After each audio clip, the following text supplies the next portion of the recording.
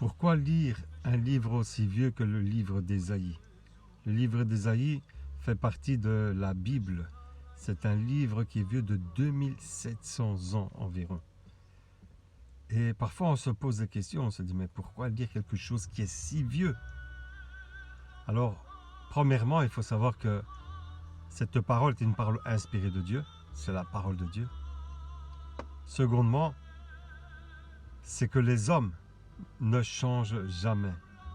Depuis le commencement de la création, l'homme a toujours la même nature. C'est-à-dire qu'il y a des hommes qui font des erreurs et ils feront toujours des erreurs, ils n'apprendront jamais de leurs erreurs. Ça, c'est une première catégorie d'hommes. Deuxième catégorie d'hommes, ce sont des hommes qui apprennent de leurs erreurs et ils ne recommencent pas là où ils sont tombés. Ils comprennent les choses et ils essaient toujours de s'améliorer. Et la troisième catégorie d'hommes, c'est les hommes sages, les hommes qui sont spirituels, les hommes qui regardent les choses avec de la hauteur, de la sagesse et de l'intelligence. Alors pourquoi lire des livres aussi vieux? Ce sont des livres qui ne vieillissent jamais, parce que Dieu ne vieillit jamais. Il a toujours un cran d'avance sur nous. Ce qu'il a dit à Ésaïe, par exemple, ou à d'autres prophètes, ou aux apôtres, c'est des choses qui sont encore d'actualité aujourd'hui. L'homme ne change pas. Il a toujours cette même nature.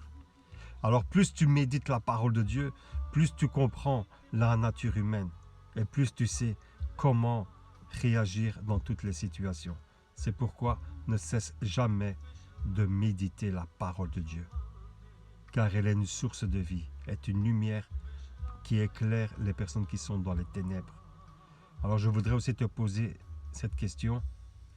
Quelle lumière tu suis? Parce que dans le monde, il y a plusieurs lumières. Il y a une lumière qu'on appelle Jésus-Christ. Jésus-Christ, quand il était sur la terre des hommes, il dira « Je suis la lumière du monde ».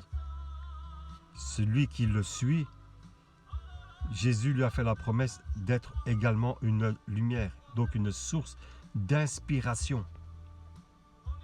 Et les autres lumières, n'oubliez jamais que Satan se déguise en ange de lumière, qui t'égare de la véritable lumière, qui t'éloigne de la source de vie. Quand tu suis autre chose que la lumière du monde qui est Jésus-Christ, tu te perds spirituellement. Car Jésus est le chemin, la vérité et la vie. Que Dieu te bénisse.